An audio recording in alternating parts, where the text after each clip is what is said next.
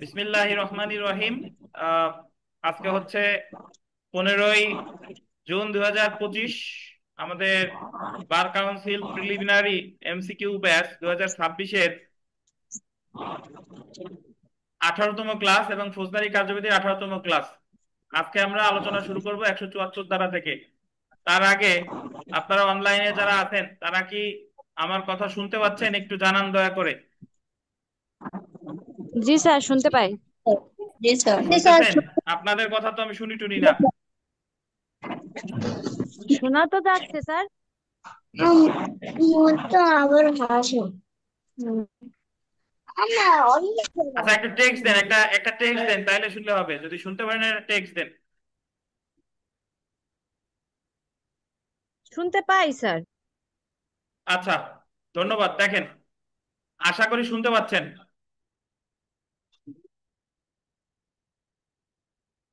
তো আজকে আমরা আলোচনা করব, দেখেন, আহ ধারা 174, 174 থেকে 176।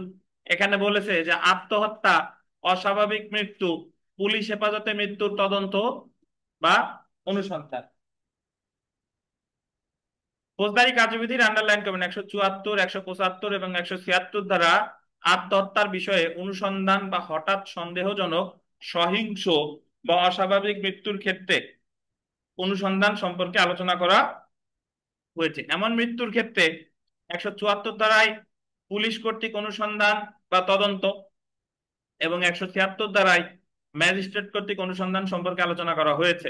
আন্ডারলাইন করবেন 175 ধারার অধীন, পুরোটা আন্ডারলাইন করেন। 175 ধারার অধীন তদন্ত পরিচালনাকারী পুলিশ কর্মকর্তা মামলার সাথে পরিচিত ব্যক্তিকে হাজিরার জন্য সমন ইস্যু করতে পারে। তিনটে স্টার দেন। আহ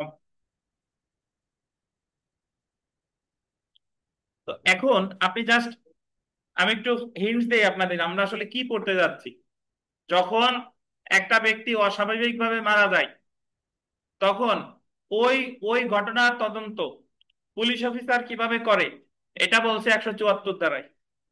আর যখন কোনো ব্যক্তি অস্বাভাবিকভাবে মারা যায়, তখন ওই সেম জিনিস পুলিশ তো করে 174-এ, কিন্তু ম্যাজিস্ট্রেট অনুসন্ধান করে 176-এ। এ হলো পার্থক্য। অস্বাভাবিকভাবে মারা গেলে পুলিশ তদন্ত করবে কত ধারায়? 174। আর ম্যাজিস্ট্রেট করবে 173-এ। তো আমরা প্রথমে চলে আসি ধারা 174। দেখেন, যে সকল কারণে অনুসন্ধান বা তদন্ত হতে পারে।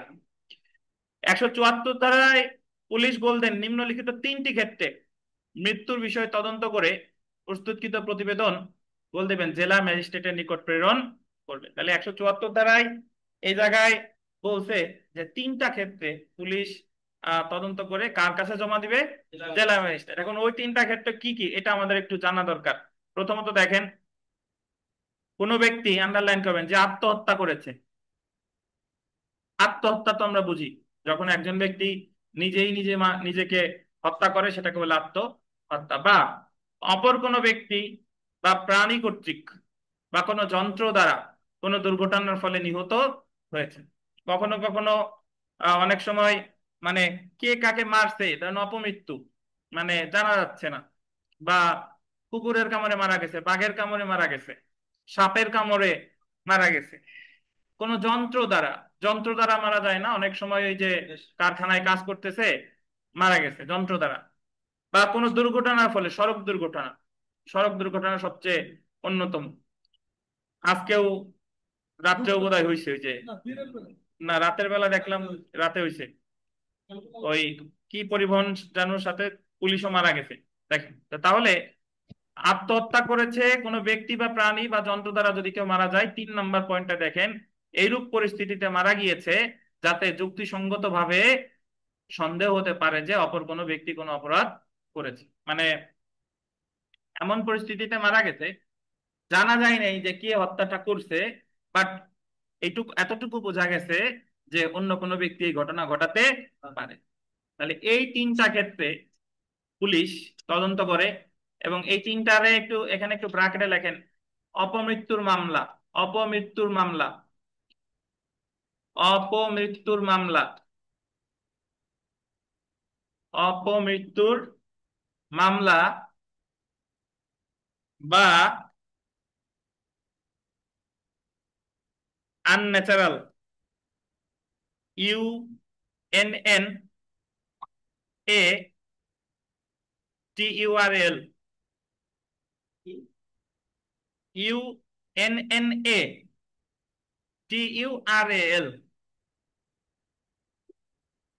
Unnatural death case, UD case বলে, ইউডি মামলা। কোর্টে যারা আপনারা যান তারা অনেক সময় যে দেখবেন যে ইউডি মামলা, unnatural death, DEATH, unnatural death. বুঝতে পারছেন?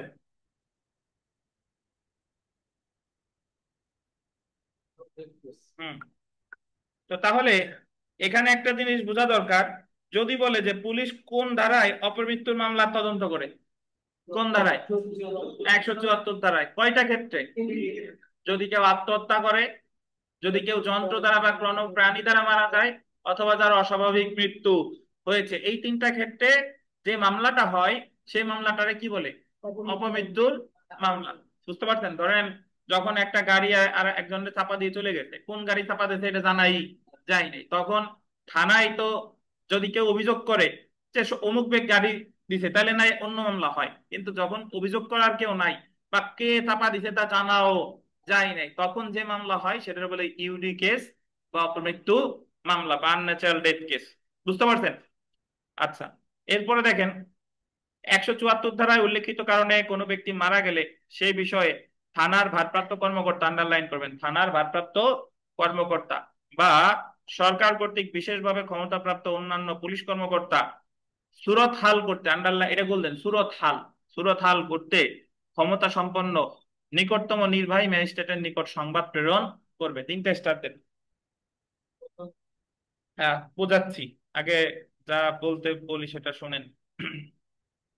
তো যখন এইভাবে কোনো ব্যক্তি মারা যাবে, তখন থানার ভারপ্রাপ্ত কর্মকর্তা বা সরকার কর্তৃক বিশেষভাবে ক্ষমতাপ্রাপ্ত অন্যান্য পুলিশ কর্মকর্তা সুরত হাল করতে ক্ষমতা সম্পন্ন কাকে জানাবেন? নির্বাহী ম্যাজিস্ট্রেটকে জানাবেন। এটার অর্থ আসলে কি? সুরত হাল জিনিসটা কি শুনেন, আমরা সামনে পাবো। আমাদের ফৌজদারি কার্যবিধির 174-এর 5 ধারায় বলছে, লেখা লাগবে না, পরে লিখবো, আছে সুরত হাল। সুরত হালের ইংরেজি হচ্ছে ইনকোয়েস্ট। সুরত হালের ইংরেজি হচ্ছে ইনকোয়েস্ট, INQUEST, ইনকোয়েস্ট রিপোর্ট বা সুরত হাল প্রতিবেদন। সুরত হাল প্রতিবেদন হলো যে একটা অপমৃত্যু ঘটার সাথে সাথে ঘটনাস্থলে গিয়ে আপনারা যা দেখেন ওটাই হলো সুরত হাল। মানে আপনারা প্রথম দেখায় যা যা দেখেন, যে গলায় ফাঁসির দাগ আছে কিনা, কোন ধরনের দড়ি জিব্বা বের হয়ে গেছে কিনা, কোন জামা পরা আছে, ঘরের কোন জায়গা কি আছে, এই যে যে যায় আর সাথে সাথে দেখতেছে, এটারই কি বলে? সুরত হাল। বুঝতে পারছেন? তো তার মানে এখানে আমাদের ফৌজদারি কার্যবিধিতে বলতেছে যে ভারপ্রাপ্ত কর্মকর্তা অথবা কে, বিশেষ পুলিশ কর্মকর্তা এই মৃত্যুর সাথে সাথে সুরত হাল করার জন্য কারে জানাবে? নির্বাহী ম্যাজিস্ট্রেটকে। এখন একটা মজার বিষয় হলো যে আমাদের ফৌজদারি কার্যবিধি অনুসারে এই জায়গা বলছে সুরত হাল করতে ক্ষমতা সম্পন্ন নির্বাহী ম্যাজিস্ট্রেটকে জানাইতে হবে। মানে এইটুক করে বোঝা যায় যে সুরত হাল করে হলো নির্বাহী ম্যাজিস্ট্রেট, কিন্তু অ্যাকচুয়ালি সুরত হাল করে বাস্তবে হলো পুলিশ। কে করে বলেন? পুলিশ। পুলিশ জাস্ট উনারে জানাই। ফৌজদারি কার্যবিধিতে বলতেছে যে ক্ষমতা সম্পন্ন নির্বাহী ম্যাজিস্ট্রেটকে জানাইতে হবে, এবং পরীক্ষায় আসলে ওটাই লিখতে হবে যে সুরত হাল করতে পারে কে? ক্ষমতা সম্পন্ন নির্বাহী ম্যাজিস্ট্রেট। বাট বাস্তবে সুরত হাল করে কে? পুলিশ। জি। তো এখানে আপনি একটু লিখতে পারেন যে সুরত হাল মানে, আচ্ছা একটু পরেই লেখাই, আর ধৈর্য ধারণ করেন, আগে ওই ময়না তদন্তের কাছে যায়নি। আচ্ছা, এরপরে দেখেন 174 ধারায় উল্লেখিত মৃত্যুর বিষয়ে পুলিশ তদন্ত করবে এবং প্রতিবেদন তৈরি করবে, যাতে উল্লেখ থাকবে, এই যে আন্ডারলাইন করেন, এই যে সুরত হালে এইগুলা থাকে, দেখেন ক্ষত, আঘাত, চিহ্ন, কি ধরনের অস্ত্র ব্যবহার করা হয়েছে সেই বিষয়। তাহলে এখন একটা জিনিস আমাদের আপনাদের এমনি একটু আমি ব্যাখ্যা করার প্রয়োজন মনে করছি, যে আপনারা, আমরা যখন ফৌজদারি কার্যবিধির ইন্টারপ্রিটেশন ক্লজ পড়ছি, মানে সংজ্ঞাগুলো পড়ছি, ওইটা পরে আমরা জানি যে অনুসন্ধান করে ম্যাজিস্ট্রেট বা আদালত। অনুসন্ধান করে কে? ম্যাজিস্ট্রেট বা আদালত। আর তদন্ত করে কে বলেন? পুলিশ। এবং আপনাদের আমি বলছিলাম, মনে আছে কিনা ওই লেখানোর সময়, যে PRB, পুলিশ রেগুলেশন অফ বেঙ্গলের 613 বিধি অনুসারে পুলিশও অনুসন্ধান করতে পারে, মনে আছে কিনা? পুলিশ অনুসন্ধান করতে পারে, বাট সিআরপিসি অনুসারে পুলিশ অনুসন্ধান করতে পারে না। এখন এখন আমাদের আহ 174 ধারার যে টাইটেল, এই 174 ধারা টাইটেলে বলা আছে পুলিশ কর্তৃক অনুসন্ধান বা তদন্ত। পুলিশ টাইটেলে বলছে অনুসন্ধান, পুলিশ কর্তৃক অনুসন্ধান, বাট অ্যাকচুয়ালি পুলিশ কি অনুসন্ধান করতে পারে? পারে না। কিন্তু ভিতরে টাইটেল ব্যতীত ভিতরে যখন গেছে তখন আবার অনুসন্ধান শব্দটা নাই, ওখানে আছে হচ্ছে তদন্ত। বুঝতে পারছেন? তাহলে এই টাইটেল নিয়ে কনফিউজ হওয়ার কিছু নাই। আমার মনে রাখতে হবে যে ফৌজদারি কার্যবিধি অনুসারে পুলিশ কখনোই অনুসন্ধান করতে পারে না। ফৌজদারি কার্যবিধি অনুসারে পুলিশ যেটা করতে পারে সেটা হলো কি বলেন? আর অনুসন্ধান যদি পুলিশ করতেই হয়, পুলিশ এটা করতে পারে পিআরবি, পুলিশ রেগুলেশন অফ বেঙ্গলের 613 বিধি অনুসারে। আচ্ছা, পুলিশ এমন সুরতাল প্রতিবেদন আন্ডারলাইন করবেন জেলা ম্যাজিস্ট্রেট বরাবর প্রেরণ করবে। তাহলে সুরতাল প্রতিবেদন উনি তৈরি করার পরে কার কাছে পাঠাবে? জেলা ম্যাজিস্ট্রেট।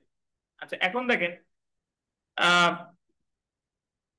পরের লাইন, যে সকল ম্যাজিস্ট্রেট সুরতহাল করতে ক্ষমতাবান, মানে কোন কোন ম্যাজিস্ট্রেট সুরতহাল করতে ক্ষমতাবান? 174-এর আন্ডারলাইন করবেন, 174-এর 5 ধারা অনুসারে সুরতহাল করতে পারে যে কোনো জেলা ম্যাজিস্ট্রেট। সুরতহাল করতে পারে কে? যে কোনো জেলা ম্যাজিস্ট্রেট, আর সরকার বা জেলা ম্যাজিস্ট্রেট কর্তৃক ক্ষমতা সম্পন্ন অন্য যে কোনো নির্বাহী ম্যাজিস্ট্রেট। তাহলে আমরা এখানে মোটামুটি জানতে পারলাম সুরতহাল করতে পারে জেলা ম্যাজিস্ট্রেটও পারে, আবার সরকার বা জেলা ম্যাজিস্ট্রেট কর্তৃক ক্ষমতা সম্পন্ন অন্য কোনো নির্বাহী ম্যাজিস্ট্রেটও পারে। এবং এখানে একটু লেখেন যে, আগে লেখেন যে ময়না তদন্ত, ময়না তদন্ত ব্র্যাকেটে লেখেন পোস্টমর্টেম, পিওএসটি, পিওএসটি, এমওআর, স্পেস দিয়ে এমওআর টিইএম, পোস্টমর্টেম। একটা হাইপেন দিয়ে লেখেন 174 ব্র্যাকেটে 3 ধারা, 174 ব্র্যাকেটে 3 ধারা।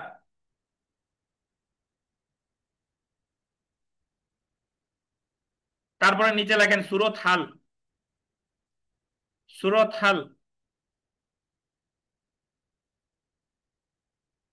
ব্র্যাকেটে লেখেন inquest, in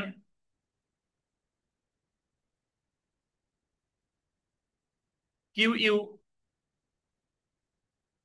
EST, inquest report, REPORT, আরইপিওআরটি,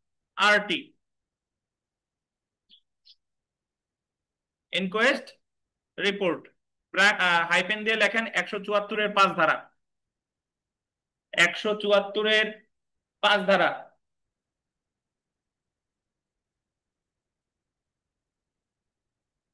দেখছেন? এখন ভাই সুরত হাল কি আপনি কিন্তু বুঝতে পারছেন। সুরত হাল হলো যে কোন জিনিস ওই মুহূর্তে যে অবস্থায় আছে সেটা হলো কি সুরত হাল। আপনি ধরেন উদাহরণস্বরূপ আমি বলি যে আপনি কাঁঠাল কিনতে গেছেন, ওই কাঁঠাল পাকা নাকি আঘাত আছে কিনা তাৎক্ষণিক দেখায় যেটা, এটা হলো কি সুরত হাল। আর পোস্টমর্টেম করবেন বাড়ি যাইয়া, মানে আহ বিসি কেমন, খাইতে কেমন, খাজা নাকি, আর ওটারে কি বলে আমরা, গলা, এইটার হলো কি বলেন পোস্টমর্টেম। মানে যখন কোনো অপমৃত্যু হয় তো তখন তাৎক্ষণিক ভাবে আপনি অপমৃত্যু বা যে যে হত্যাকাণ্ডই হোক না কেন তাৎক্ষণিক ভাবে যায় যেটা দেখে সেটা হলো কি সুরতাল।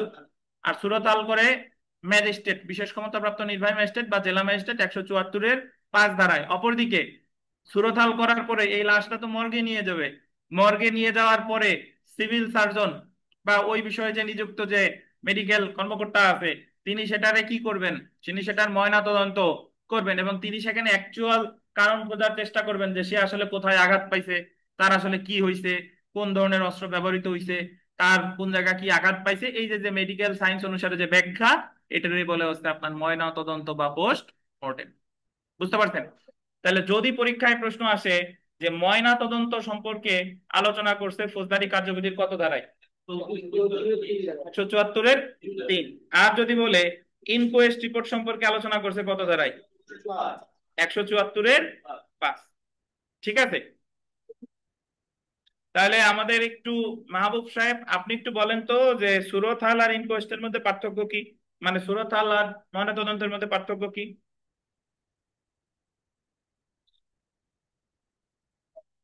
প্রথম হচ্ছে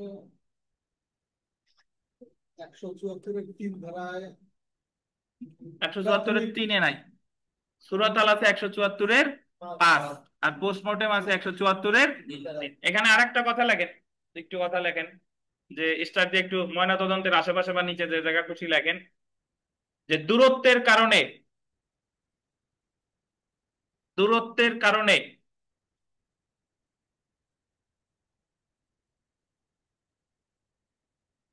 বা আবহাওয়াজনিত কারণে, দূরত্বের কারণে বা আবহাওয়াজনিত কারণে লাশ পচে যাওয়ার লাশ পচে যাওয়ার আশঙ্কা থাকলে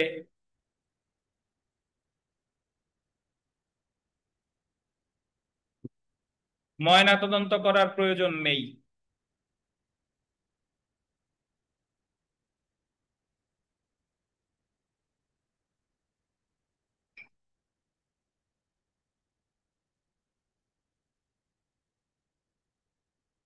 ময়নাতদন্ত করার প্রয়োজন নাই, লেখছেন?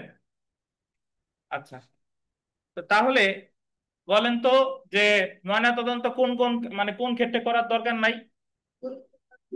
দূরত্বের কারণে অথবা লাশ পচে যাওয়ার কারণ, মানে আবহাওয়ার কারণে যদি লাশ পচে যাওয়ার আশঙ্কা থাকে তাহলে ময়নাতদন্ত করার প্রয়োজন নাই। মোটর অফ করো। আচ্ছা, এখন দেখেন আমরা 176 ধারায় চলে আসি। আচ্ছা, তার আগে 175 ধারায় কি আছে এটা আমরা অলরেডি জানি। একেবারে ওই অধ্যায়ের শুরুতে আসেন, শুরুতে লাস্টের লাইনটা দেখেন,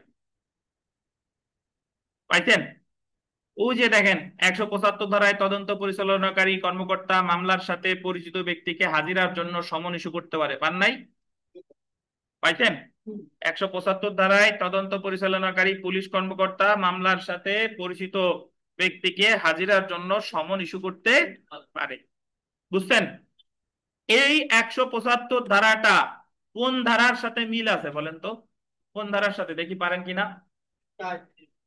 হ্যাঁ, 160-এর মতোই নাকি? ওই যে ওই ঘটনা সম্পর্কে যারা জানে সেই পরিচিত ব্যক্তিদের অবগত করবে, ওই নর্মালি হচ্ছে 160 ধারায়, আর সে এসে জবানবন্দি দিবে 161-তে। আর এই জায়গায় তিনি এই সমন দিচ্ছে কত ধারায়? 175 ধারায়। আচ্ছা, ধন্যবাদ। অনেক সময় এই সমন দিলে মোটামুটি কেউ ভীত সন্ত্রস্ত হয়। আমার এক বন্ধু আছে, তার পিতা ওই যে কোন স্কুলের জন্য হেডমাস্টার ছিল, আর এমনি চাকরি করতেন ডিসি অফিসে, বাদল বিশ্বাস না কি যেন ভুলে গেলাম। আমার আমার পূজা উদযাপন কমিটির কি যেন ছিলেন, ওই যে উনি আপনার ওই যে মন্দিরে যে পূজা দিতে গিয়ে ফেরার পথে তারে ওই যে ট্রলিতে চাপা দিয়ে মারা গেল। তো ওনরা, আমার বন্ধু হলো বিপাশ বিশ্বাস, ওনার ছেলে আর কি। তো ওরা আসলে ওই ইউডি কেস হয়েছে, ইউডি কেস হওয়ার পরে ওরা আসলে কাদের বিরুদ্ধে ওদের অভিযোগ নাই, এবং চেষ্টা করতেছে যে যত এটা থানা কোর্ট যত তাড়াতাড়ি এই জায়গা থেকে মুক্তি পাওয়া যায়। তো একদিন ওই ইউডি কেস তো করছে, পুলিশ তো স্বপ্রণোদিত হয়ে করবে, উনি কেউ যদি ইউডি কেস না করে করবে তো পুলিশ, যে এই জায়গাতে তো অপমৃত্যু মামলা হয়েছে। তো ওরে একদিন সমন দিছে যে অমুক তারিখে কোর্টে হাজির হইতে হবে। তা এখন ভয়ে তো আর বাঁচে না, কাঁপাকাঁপির মতো অবস্থা। এরপরে আমার আবার জানাইছে যে তোমার কিন্তু থাকা লাগবে ওই তারিখে, আমাকে কোনো আপত্তি টাপত্তি নাই, কিন্তু এই জিনিস নিয়ে যাতে একবারে মানে ডিসমিস হয়ে যায়, শেষ হয়ে যায়। মানে তাহলে মানুষ কখনো কখনো অসহায় হয়ে যায়, যে পুলিশ টুলিশ আমাকে বিচারের দরকার নাই, কিন্তু থানা পুলিশ থেকে যাতে আমরা রেহাই পাই। তাহলে এই যে যে তারা যে ধরেন পুলিশ ওই বিষয়ে যদি অপমৃত্যু মামলায় আরো তদন্ত করতে চায়, তাহলে ঘটনা সম্পর্কে যারা জ্ঞাত তাহলে তাদেরকে সমন দিবে কত ধারায়? 175 ধারায়। আচ্ছা দেখেন, এখন আমরা চলে আসব 176 ধারায়। এতক্ষণ পর্যন্ত যে কাজটা পুলিশ করছে সেম কাজটা এখন ম্যাজিস্ট্রেট যদি করে সেটারে বলে অনুসন্ধান। কি বলেন? অনুসন্ধান। এখন আপনার মনে প্রশ্ন আসতে পারে যে পুলিশ 174 ধারায় করলো, আবার ম্যাজিস্ট্রেটের করার দরকার দরকার আছে দেখে। 174 ধারায় পুলিশ কর্তৃক পরিচালিত, আন্ডারলাইন করবেন, তদন্তের গোল দিবেন, পরিবর্তে শব্দটা গোল দেন, পরিবর্তে, পাইছেন? পরিবর্তে বা গোল দেন অতিরিক্ত হিসেবে। দুইটা জিনিস এখানে, একটা হলো পরিবর্তে, আর একটা কি বলেন, অতিরিক্ত হিসেবে। দুইটার অর্থ আলাদা। যদি বলে পরিবর্তে, পরিবর্তে মানে হলো পুলিশের করার দরকার নাই, তদন্তের দরকার নাই, অনুসন্ধান করবে কে? ম্যাজিস্ট্রেট। আর অতিরিক্ত হিসাবে হলো মানে পুলিশ তো করবেই, আবার ম্যাজিস্ট্রেটও করবে, এটা হলো অতিরিক্ত হিসাবে। তদন্তের পরিবর্তে বা অতিরিক্ত হিসেবে 176 ধারায় ম্যাজিস্ট্রেটও অনুসন্ধান করতে পারে। 176 ধারা অনুসারে ম্যাজিস্ট্রেট নিম্নলিখিত ক্ষেত্রে অনুসন্ধান করতে পারে: যখন কোনো ব্যক্তি পুলিশ কাস্টডিতে বা হেফাজতে মৃত্যুবরণ করে, আন্ডারলাইন করেন, যখন কোনো ব্যক্তি কোথায় মৃত্যুবরণ করছে বলেন? পুলিশ কাস্টডিতে বা হেফাজতে। আমাদের বাংলাদেশে সিনেমা, বাংলা সিনেমায় দেখবেন বা বাস্তবেও অনেক ক্ষেত্রে পুলিশ হেফাজতে মারা যায় না ভাই? দেখা গেলো যে পুলিশ হেফাজতে মারা গেছে, তাহলে পুলিশ হেফাজতে মারা গেলে পুলিশ আর ওইটা তদন্ত করবে না, ওইটা অনুসন্ধান করবে কে? ম্যাজিস্ট্রেট। এলো নতুন গ্রাউন্ড। আর হলো 174 ধারায় উল্লেখিত কোনো কারণে কোনো ব্যক্তির মৃত্যু হলে, মানে 174 ধারায় যে তিনটা গ্রাউন্ড আছে সেটার সাথে নতুন একটা যুক্ত হয়েছে, সেটা হলো যদি কেউ পুলিশ কাস্টডিতে মারা যায়। তাহলে 176 ধারায় করে কয়টা ক্ষেত্রে তাহলে বলেন? চারটা ক্ষেত্রে। আগের তিনটা আর হলো একটা যোগ হয়েছে। 176 ধারায় অনুসন্ধান করবে, আন্ডারলাইন করবেন, 174-এর 5 ধারায় সুরত হাল করতে ক্ষমতাপ্রাপ্ত ম্যাজিস্ট্রেট তথা জেলা ম্যাজিস্ট্রেট, সরকার বা জেলা ম্যাজিস্ট্রেট কর্তৃক ক্ষমতাপ্রাপ্ত নির্বাহী ম্যাজিস্ট্রেট। বুঝছেন? এখন আমরা একটু দেখি ডিসইন্টার, কবর হতে লাশ উত্তোলনের ক্ষমতা বা ডিসইন্টার প্রসেস। এখানে এই এই এই যে ডিসইন্টার মানে হলো উত্তোলন করা, আর কর্পস মানে হচ্ছে আপনার লাশ। তো কবর হতে লাশ উত্তোলন করা কেন লাগে? অনেক সময় দেখা যাচ্ছে যে কোনো মামলায় পোস্টমর্টেম হয় নাই, বা পোস্টমর্টেম একবার হইছে, পরবর্তীতে আবার তদন্তের স্বার্থে এটারে আবার পোস্টমর্টেম করার প্রয়োজন হতে পারে। তো সেই ক্ষেত্রে কোন ব্যক্তির মৃত্যুর কারণ, আন্ডারলাইন করবেন, মৃত্যুর কারণ নির্ণয়ের জন্য ফৌজদারি কার্যবিধির গোল দিবেন 176(2) ধারা অনুসারে। এটা ভিভিআই মনে রাখতে হবে। 176(2) ধারা অনুসারে জেলা ম্যাজিস্ট্রেট বা ক্ষমতাপ্রাপ্ত অন্য কোন ম্যাজিস্ট্রেট, অন্য কোন ম্যাজিস্ট্রেটের আগে লিখে দেখেন নির্বাহী ম্যাজিস্ট্রেট, ক্ষমতাপ্রাপ্ত অন্য কোন ম্যাজিস্ট্রেট আছে না, ওই জায়গায় কি লিখবেন? ক্ষমতাপ্রাপ্ত অন্য কোন নির্বাহী ম্যাজিস্ট্রেট। ঠিক আছে? ক্ষমতাপ্রাপ্ত অন্য কোন নির্বাহী ম্যাজিস্ট্রেট কবর হতে লাশ উত্তোলনের আদেশ দিতে পারে। তো এখান থেকে মোটামুটি প্রশ্ন এইভাবে আসতে পারে যে ফৌজদারি কার্যবিধিতে ডিসইন্টার প্রসেস আছে কত ধারায়? 176-2 ধারায়। কে করতে পারে? জেলা ম্যাজিস্ট্রেট বা ক্ষমতাপ্রাপ্ত নির্বাহী ম্যাজিস্ট্রেট। এই সঞ্চিতা কো খুঁজে পাই না তো, সঞ্চিতা দেখেন। আচ্ছা, তো আমরা একটু এখানে একটা টেবিল আছে, এই টেবিলটা একটু দেখে ফেলি। দেখেন তদন্ত এখানে আছে, দেখেন তদন্ত পুলিশ করে কত ধারায়? 174। 174 দ্বারা অ্যাকচুয়ালি তিনটা ক্ষেত্রে, যে আত্মহত্যার ক্ষেত্রে, অন্য কোনো ব্যক্তি প্রাণী কর্তৃক কোনো অস্ত্র দ্বারা বা কোনো যন্ত্র দ্বারা বা দুর্ঘটনা দ্বারা মৃত্যুর ক্ষেত্রে, আর একটা হলো অস্বাভাবিক বা সন্দেহজনক মৃত্যুর ক্ষেত্রে। এরপরে দেখেন সুরতহাল, ম্যাজিস্ট্রেট কর্তৃক সুরতহাল 174-5। এখানে একটু সাথে একটু লিখে রাখেন যে পোস্টমর্টেম 174-3। পোস্টমর্টেম কত? 174-3।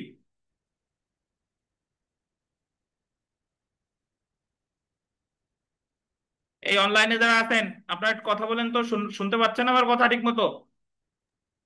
জি স্যার, শুনতেছি। ঠিক আছে।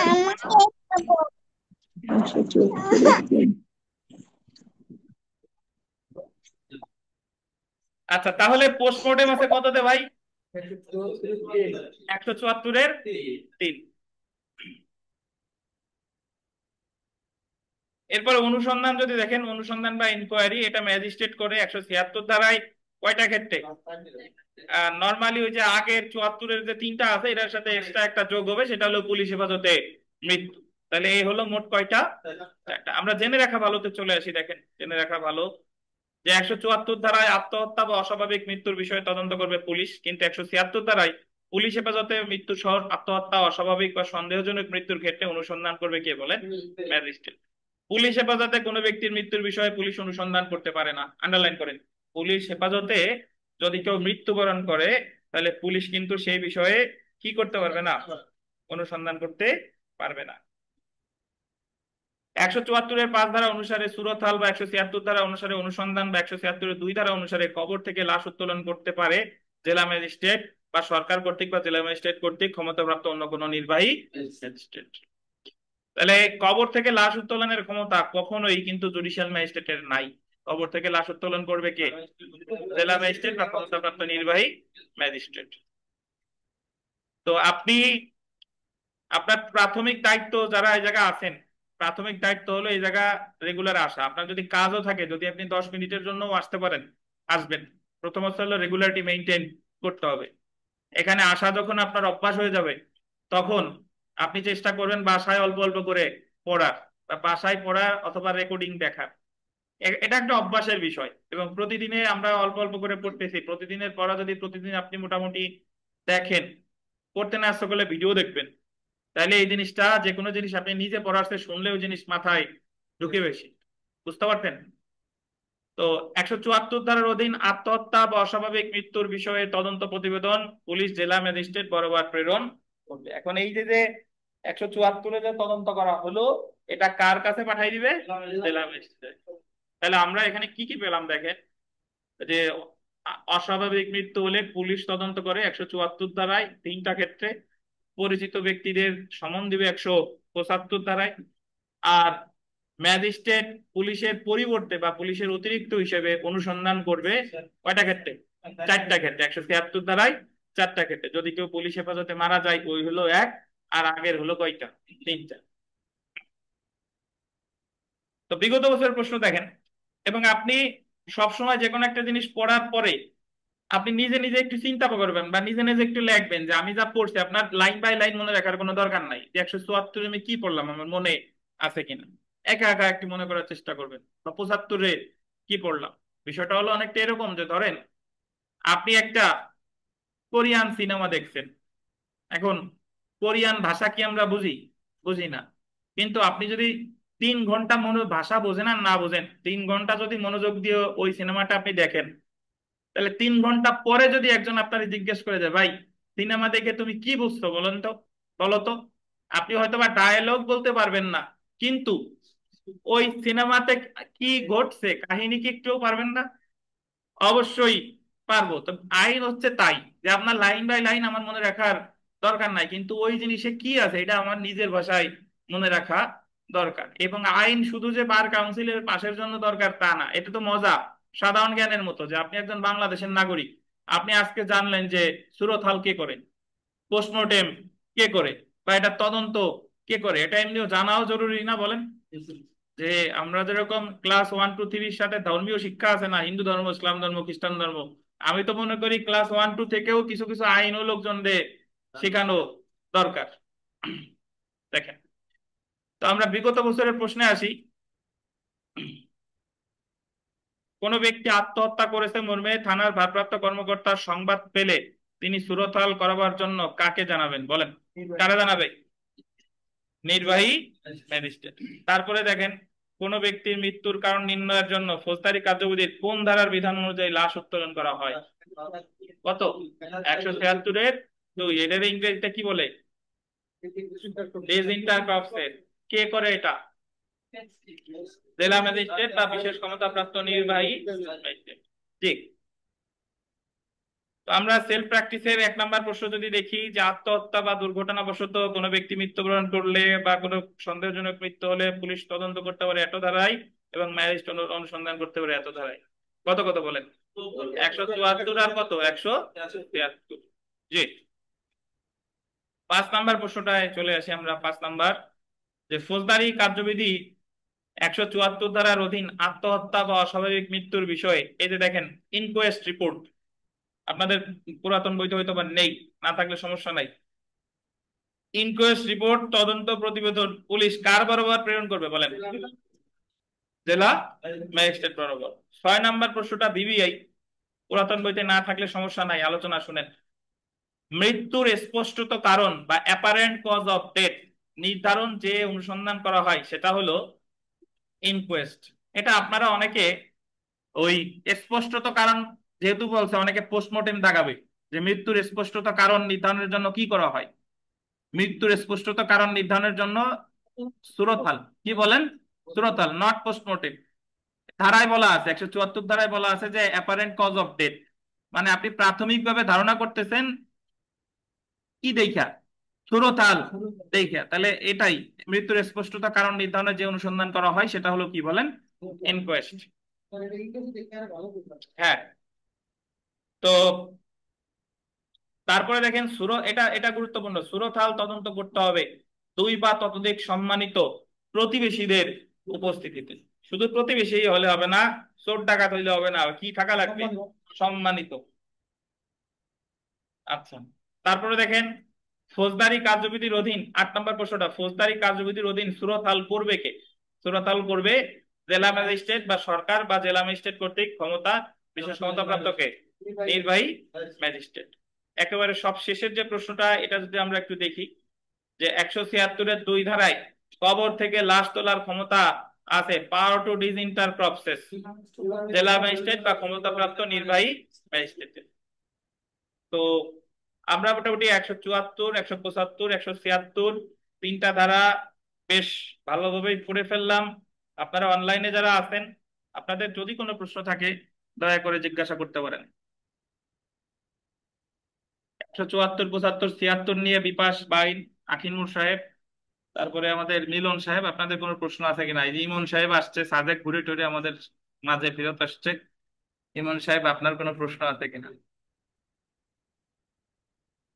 ইমন সাহেব তো ঘোরাফেরা করলেন, আপনি তো সেই কক্সবাজারে গোসল করছেন, কালো টালো তো আর নাই তেমন, মানে চালাক লোক, পানি টানি লাগান নাই বোধহয়, লাগাইছে? স্যার আসসালামু আলাইকুম। ওয়ালাইকুম আসসালাম, জি মাকসুদা বলেন। স্যার ওই যে 175-এর সাথে 160-এর সাথে কি যেন একটা মানে বলছিলেন, আমি বুঝতে পারিনি স্যার এখন। আচ্ছা, 160 ধারায় বলছে ওই যে পুলিশ যখন ইনভেস্টিগেটিং অফিসার যখন কোনো বিষয়ে তদন্ত করে, তখন ওই অপরাধের ঘটনা সম্পর্কে যারা জানে তাদেরকে সমন দেয় 160 ধারায়, এটা হলো 160। আর অপমৃত্যু সম্পর্কে যারা যারা অবগত তাদেরকে পুলিশ সমন দিবে 175 ধারায়, এ হলো কথা। 160 ধারা হলো অপমৃত্যু ছাড়া অন্যান্য সকল ক্ষেত্রে প্রযোজ্য, আর 175 ধারায় যে সমন দেয় যারা ওই অপমৃত্যু সম্পর্কে জানে। ধরেন একটা অফিসে ওই কারখানায় কাজ করার সময় মারা গেছে, তাহলে তার যারা সহকর্মী তারা ওই বিষয়ে অবগত না? অবগত, তো তাদেরকে সমন দিবে কত ধারায়? 175 ধারায়। কিন্তু একটা কারখানায় যদি চুরি সংগঠিত হয়, চুরি করছে, চুরি মামলা করছে, তাহলে চুরি মামলা, চুরি আসলে হয়েছে কিনা বা ওই জায়গায় কে কে ছিল এই বিষয়ে যারা জানে তাদেরকে সমন দিবে কত ধারায়? 160 ধারায়। 160 ধারায়। আশা করি বুঝতে পারছেন। জি স্যার। আচ্ছা, এখন আমরা আরো একটা গুরুত্বপূর্ণ বিষয় পড়বো, সেটা হলো দেখেন ধারা 177 থেকে 189, অনুসন্ধান এবং বিচারের স্থান, place of inquiry or trial. Place of inquiry and trial, এখানে আপনারা প্রিলিতে 1 নাম্বার পাওয়ার খুব সম্ভাবনা আছে, এবং এটা কেন আমাদের জন্য গুরুত্বপূর্ণ সেটা আমি একটু বলি। Place of inquiry and trial মানে হলো যে একটা ফৌজদারি মামলা কোথায় করবেন। যৌতুকের মামলা, স্বামী যৌতুক চাইছে গোপালগঞ্জে, স্বামী বাস করে অমুক জায়গায়, তাহলে মামলাটা কোথায় হবে? বা গোপালগঞ্জ থেকে মোবাইল নিয়ে গেছে, আইফোন পাওয়া গেছে ঢাকায়, চোররে ধরে উদ্ধার করছে ঢাকায়, এই মামলাটা কোথায় হবে? বা আহ ধরেন মারামারি হয়েছে গোপালগঞ্জের ওই আমাদের কাঠি মাঝিগাতি, এখন একজন ব্যক্তি তারে নিয়ে গেছে ঢাকা মেডিকেল কলেজ হসপিটালে, গিয়ে সে মৃত্যুবরণ করছে, তাহলে মামলাটা ঢাকায় হবে নাকি গোপালগঞ্জে হবে? এই যে যে বিষয়গুলো, যে একটা ফৌজদারি মামলায় মামলার বিচার বা অনুসন্ধান কোন জায়গার আদালতে হবে, এই বিষয়টা সম্পর্কে আলোচনা করছে ফৌজদারি কার্যবিধির কত ধারা দেখেন, 177 থেকে 189। এবং আমি সবসময় আপনাদের বলি, আবারও বলি, যে আপনি প্রিলিমিনারি যত ভালোভাবে পড়বেন আপনার লিখিত প্রস্তুতি তত আপনার জন্য সহজ হবে। দেখেন, তো প্রথমে আমরা চলে আসি যে অনেকে আবার মনে মনে ভাবতেছে যে প্রিলি পাস করতে পারলাম না, এখন থেকে লিখিতর চিন্তা কি। তা আপনার স্বপ্ন বড় করতে হবে। আমরা যেহেতু এই জায়গায় একটা প্রসেসের মধ্যে চলে আসছি, যদি রেগুলার আসেন, যদি ঠিকমতো নিয়ত থাকে, ইনশাল্লাহ আল্লাহ আপনার কাঙ্ক্ষিত লক্ষ্যে পৌঁছায় দিবেন। দেখেন, ফৌজদারি কার্যবিধির 177 থেকে 189 ধারা পর্যন্ত অনুসন্ধান বা বিচারের স্থান সম্পর্কে আলোচনা করা হয়েছে। তো প্রথমত প্রশ্ন আসতে পারে যে ফৌজদারি কার্যবিধির কত ধারা থেকে কত ধারায় অনুসন্ধান বা বিচারের স্থান বলছে? 177 থেকে 189। অর্থাৎ কোন অপরাধের বিচার বা অনুসন্ধান কোন স্থানের আদালতে হবে তার নির্ধারণের পদ্ধতি, এই সকল ধারাগুলোতে আলোচনা করা হয়েছে। প্রথমে আমরা চলে আসি, বিচার বা অনুসন্ধানের গোল দিবেন সাধারণ স্থান, ধারা 177। বিমল সাহেব আছে না? বিচার বা অনুসন্ধানের সাধারণ স্থান। আচ্ছা, এখন শুনেন, বিচার বা অনুসন্ধানের সাধারণ স্থান বলতে আসলে কি বোঝায়? বিচার বা অনুসন্ধানের সাধারণ স্থান হলো ভাই যে 177 দ্বারাই বলেছে যে অপরাধটা যে জায়গায় মামলাও সেই জায়গায়। যদি একটা খুন সংগঠিত হয় আমাদের গোপালগঞ্জের, এই যে ধরেন রাবেট হত্যা মামলা, উনি ধরেন ওই জায়গায় তাকে আঘাত করছে, গোপালগঞ্জের শাহপাড়ায় সে মারা গেছে, তাহলে যে জায়গায় ঘটনা ঘটছে মামলাও কোথায়?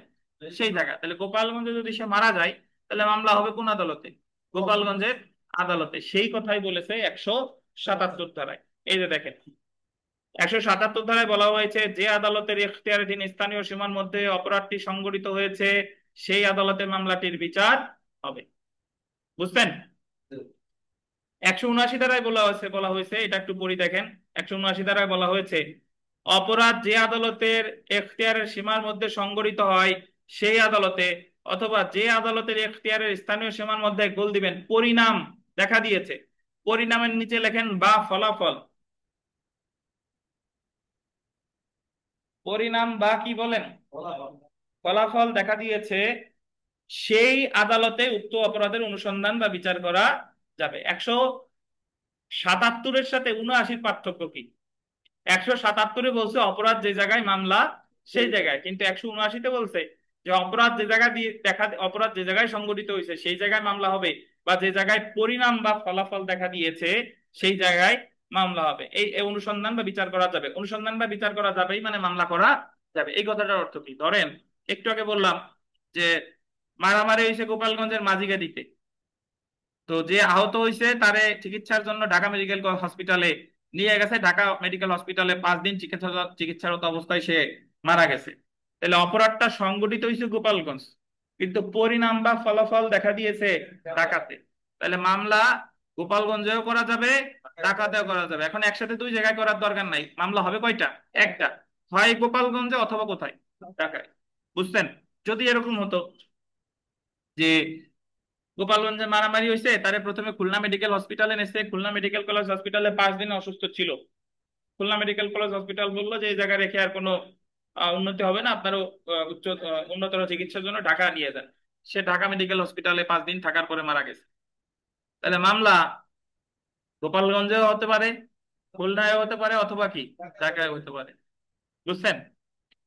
এখন আপনি যদি বলেন যে স্যার খুলনায় কেন হবে, খুলনায় হবে এই কারণে কারণ খুলনা তো 5 দিন সে অসুস্থ ছিল না, খুলনায় তো সে পরিণাম বা ফলাফল তো খুলনায়ও দেখা দিতেছে, মানে ওই সময় তো আপনি এই যে যেটার অসুস্থতা ওটা তো ওই জায়গাও বিদ্যমান ছিল, এবং এট লাস্ট অসুস্থ অবস্থায় মারা গেছেন কোথায়? ঢাকাতে। বুঝছেন?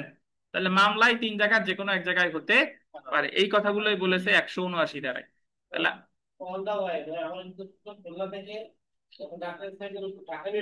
জি, পথিমধ্যে মারা গেলে যে জায়গা মারা গেছে সে জায়গা, ওই যে যে এলাকার মধ্যে মারা গেছে সেই জায়গাও মামলা করা যাবে। আর আপনার প্রশ্নের আরো ভালো উত্তর সামনে আমরা আরেক ধারায় আসতেছি। তাহলে 177 আর 79-র মধ্যে পার্থক্য কি?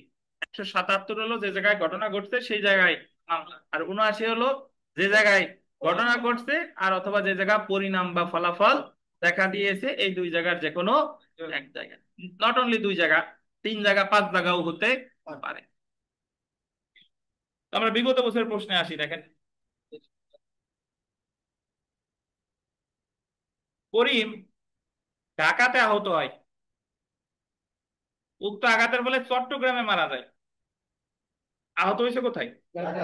ঢাকাতে। মারা গেছে কোথায়? চট্টগ্রাম। করিমের মৃত্যুর অপরাধের তদন্ত বা বিচার হতে পারে কোথায় বলেন তো? উক্ত দুই স্থানের যে কোনো এক স্থানের আদালতে। এই ক্ষেত্রে প্রযোজ্য হবে কত ধারা? 179। 179। নির্মল, এ জায়গায় 177 কেন প্রযোজ্য হলো না বলেন? এখানে ৭৭ করে মানে সৌদি দল না কেন? এই জায়গা তো মানে ঘটছে এক জায়গা, ফলাফল হয়েছে আরেক জায়গা, এই জন্য ১৭৯ প্রযোজ্য হয়েছে। আর 177 হলো পরিণাম, ফলাফল, ঘটাঘটি সব এক জায়গায়। সেই তাইলে হতো কত? 177। বেল্লাল বুঝছেন? ধারা 182 দেখেন,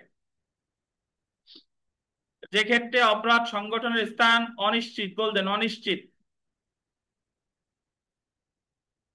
কোন জায়গায় অপরাধ হইছে এই ব্যাপারটা কি অনিশ্চিত।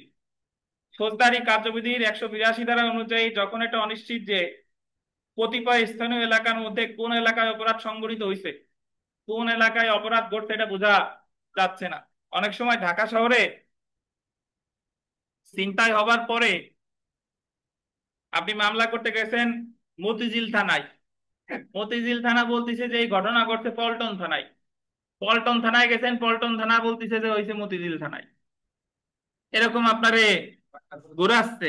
বনানী থানায় গেছেন, বললো হয়েছে কোনো গুলশানের এলাকায়, গুলশান এলাকার গেছেন, গুলশান বলতেছে বনানীর জায়গায় ঘটছে।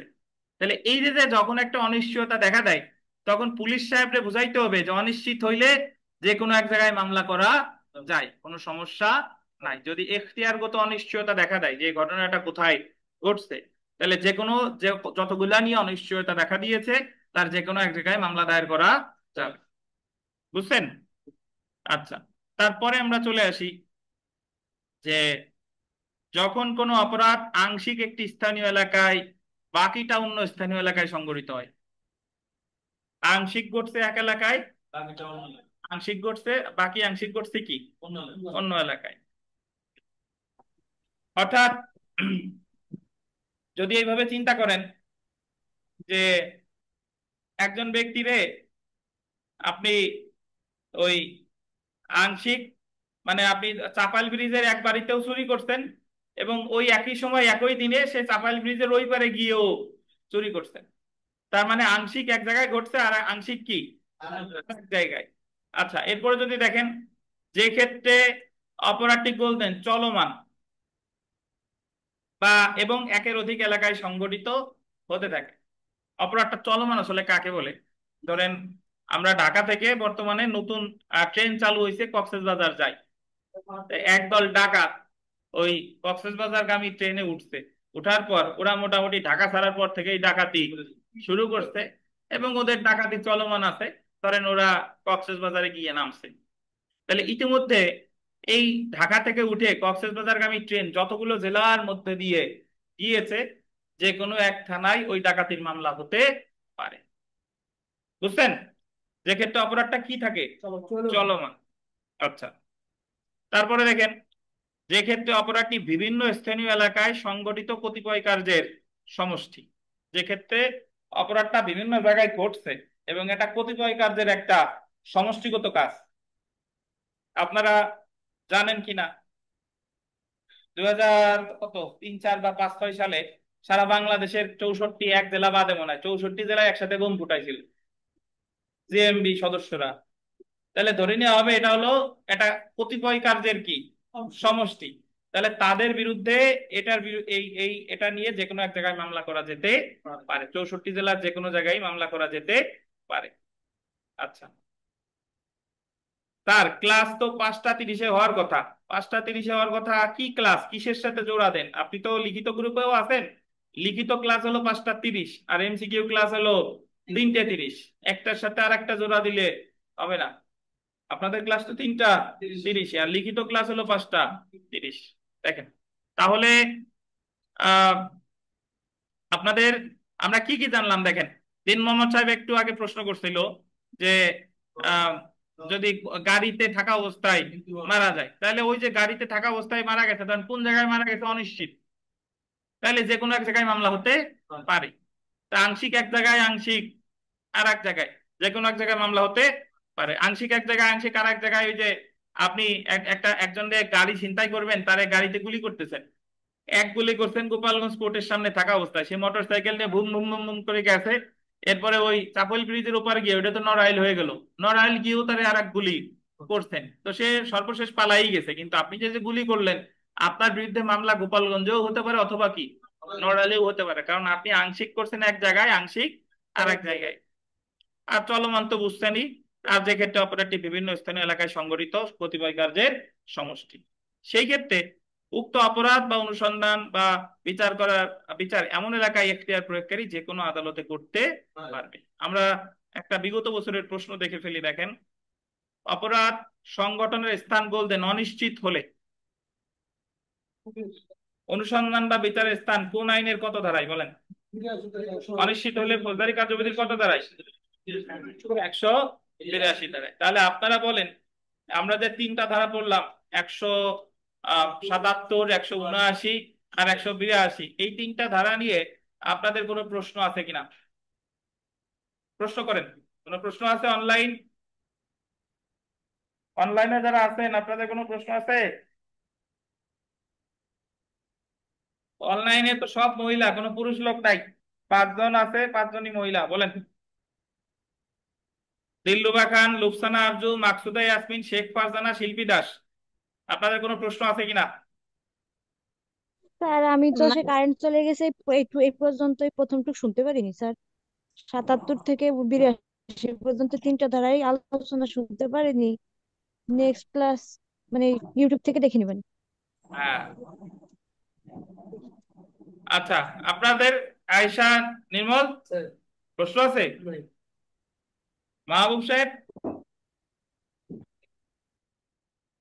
আচ্ছা, আমরা চলে আসি বাংলাদেশের বাইরে সংগঠিত অপরাধের দায়, ধারা 188 বা 188। কোন বাংলাদেশি, 188 সারমর্ম আমি বলে দিই আগে, কোন বাংলাদেশি যদি বাংলাদেশের বাইরে অপরাধ করে, ওই কাজটা যদি বাংলাদেশি আইনে অপরাধ হয়, তাহলে ওই বাংলাদেশিরা যখন বাংলাদেশে পাওয়া যাবে, বাংলাদেশের বিচার করা যাবে। বাট 188 দ্বারা, এই যে এটার ব্র্যাকেটে একটু লেখেন যে অতিরাষ্ট্রিক প্রয়োগ, অতিরাষ্ট্রিক, অতি অতি, বতি না, বতি তো তরকারি, গঞ্জের তরকারি, অতিরাষ্ট্রিক, রাষ্ট্রিক, অতিরাষ্ট্রিক প্রয়োগ। যারা অনলাইনে বুঝেন নাই, এই যে আমি লিখে দিচ্ছি, দেখেন,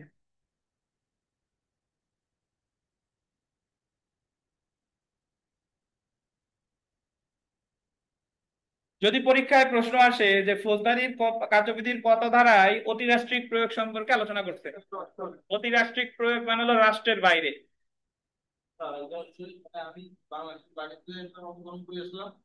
হ্যাঁ, বলতেছি, শুনেন আগে, রাষ্ট্রের বাইরে, অতিরাষ্ট্রিক মানে হলো রাষ্ট্রের বাইরে, অর্থাৎ যখন, প্রথমত আমি দুইটা প্রেক্ষাপট শুনেন, 188 ধারায় বলছে যে যখন একজন বাংলাদেশি, সে বাংলাদেশের বাইরে গিয়ে একটা অপরাধ করছে, তাহলে তার বিচার বাংলাদেশে করা যাবে, বাট নাগরিক হতে হবে কোন দেশের? বাংলাদেশের। ফেরদৌস সাহেব কানাডায় গিয়ে তিনি একজনকে হত্যা করছেন, তাহলে ফেরদৌস কোন দেশের নাগরিক? বাংলাদেশের। হত্যা বাংলাদেশের আইন অনুসারে কি অপরাধ, তাহলে ফেরদৌসের বিচার বাংলাদেশে করা যাবে। 188, বুঝছেন? আর একটা বিষয় আছে, বোঝাই তারপরে এখানে যাই। বাংলাদেশি নিবন্ধিত কোন জাহাজ বা উড়োজাহাজ, বাংলাদেশি নিবন্ধিত জাহাজ উড়োজাহাজ কি? বাংলাদেশ বিমান, ইউএস বাংলা, তারপরে আর কি কি আছে বলেন, তারপরে অন্যান্য যা আছে আর কি। বাংলাদেশে নিবন্ধিত কোন জাহাজ বা উড়োজাহাজ, উড়োজাহাজের কথা বললাম, জাহাজ বিভিন্ন বাংলাদেশি জাহাজ আছে না, তো এই বাংলাদেশে নিবন্ধিত কোন জাহাজ বা উড়োজাহাজ, সেটা পৃথিবীর যেখানেই থাকুক না কেন, ধরে নিতে হবে সেটা হলো একখণ্ড বাংলাদেশ। ওই জাহাজ বা উড়োজাহাজের মধ্যে যদি কেউ কোনো অপরাধ করে, তার বিচার বাংলাদেশে করা যাবে। ধরেন বাংলাদেশ বিমানের একটা উড়োজাহাজ আমেরিকার আকাশে আছে, ওই আকাশে থাকা অবস্থায় ভারতের একজন নাগরিক পাকিস্তানের একজন নাগরিককে হত্যা করছে ওই বাংলাদেশ বিমানের মধ্যে। বাংলাদেশ বিমানটা আছে আমেরিকার আকাশে, আমেরিকার আকাশে থাকা অবস্থায় ভারতীয় একজন নাগরিক পাকিস্তানি একজন নাগরিককে হত্যা করছে। এখন ওই ভারতীয় নাগরিকের বিচার বাংলাদেশে কি করা যাবে কিনা? বাংলাদেশে করা যাবে, কারণ ধরে নেওয়া হবে সে অপরাধটা করছে কোথায়? বাংলাদেশে। বাংলাদেশি নিবন্ধিত জাহাজ বা উড়োজাহাজ পৃথিবীর যেখানেই থাকুক না কেন ধরে নিতে হবে সেটা হলো একখণ্ড বাংলাদেশ। বুঝছেন? ধরেন ব্যাপারটা অনেকটা এরকম যে আপনার বাড়ি, আমাদের মাহবুব সাহেবের বাড়ি কোটালীপাড়া, আমাদের সাবেক প্রধানমন্ত্রী শেখ হাসিনার নির্বাচনী অঞ্চল। এখন উনি যদি একটা গাড়ি কিনে, একটা ধরেন প্রাইভেট কার কিনছে, এখন প্রাইভেট কারটা উনি যদি ঢাকাও নিয়ে যায়, ওই প্রাইভেট কারের ওই অংশের মালিককে মাহবুব সাহেব, মানে প্রাইভেট কারটা তো উনার। যদি বগুড়াও যায় তাও ওই অংশ তো কুকার উনার, তাই উনার প্রাইভেট কারের মধ্যে যদি কেউ মারামারি করে তাহলে উনার বিচার করার ক্ষমতা আছে যে তুমি আমার গাড়ির মধ্যে এই অপরাধটা কেন করলা। বিষয়টা হলো সেরকম যে বাংলাদেশে নিবন্ধিত জাহাজ বা উড়োজাহাজ পৃথিবীর যেখানেই থাকুক না কেন, ওই জাহাজ বা উড়োজাহাজের মধ্যে যদি কেউ অপরাধ করে তার বিচার বাংলাদেশে করা। একটু পড়ি দেখেন। তানভীর সাহেব বুঝছেন? তো যদি বলে যে ফৌজদারি কার্যবিধিতে অতি রাষ্ট্রিক প্রয়োগ সম্পর্কে আলোচনা করছে কত ধারায়? 188। দেখেন, ফৌজদারি কার্যবিধির 188 ধারা এবং দণ্ডবিধির 4 ধারা উভয় একই বিষয় নিয়ে আলোচনা করেছে। ফৌজদারি কার্যবিধির 188 ধারা এবং দণ্ডবিধির 4 ধারা আন্ডারলাইন করবেন। বাংলাদেশের বাইরে সংঘটিত অপরাধের ক্ষেত্রে গোল দিবেন বাংলাদেশের নাগরিক এবং বাংলাদেশের নাগরিক নয় এমন যে কোনো ব্যক্তির ক্ষেত্রে ফৌজদারি আদালতের এখতিয়ার প্রয়োগের অনুমতি দিয়েছে। অর্থাৎ এই যে ফৌজদারি কার্যবিধির 88 ধারা, এটা দণ্ডবিধির কোন ধারার অনুরূপ? 4 ধারা। ফৌজদারি কার্যবিধির 188 ধারায় যা আলোচনা করছে দণ্ডবিধির 4 ধারায়ও তাই আলোচনা করছে। এবং এটা শুধুমাত্র বাংলাদেশি নাগরিকদের ক্ষেত্রেই যে প্রযোজ্য তা না, এটা বিদেশি নাগরিকদের ক্ষেত্রেও প্রযোজ্য। ফৌজদারি কার্যবিধির 188 ধারা অনুসারে গোল দেবেন 2টি ক্ষেত্রে বাংলাদেশের বাইরে সংঘটিত অপরাধের জন্য কোনো ব্যক্তিকে বিচার করা যায়। কয়টা ক্ষেত্রে বলেন? 2টা ক্ষেত্রে। 2টা ক্ষেত্র হলো কি কি? যখন বাংলাদেশের কোনো নাগরিক বাংলাদেশের বাইরে কোনো স্থানে অপরাধ করে। বাংলাদেশের কোনো নাগরিক কি করে, কোথায় করে? বাংলাদেশের বাইরে।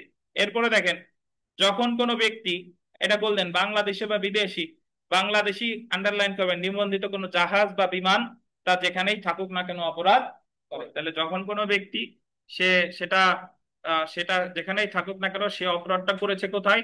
বাংলাদেশি নিবন্ধিত জাহাজ বা উড়োজাহাজ। 188 দ্বারা বুঝতেন কিনা? কোনো প্রশ্ন আছে কিনা? তানভীর সাহেব, কোনো প্রশ্ন আছে? বিল্লাল সাহেব? স্যার যদি আচ্ছা, টেরের হয় তাও কি হয়? টেরের না সে জানি সেই জায়গা তা স্যার যা বলছে তাই। বাংলাদেশে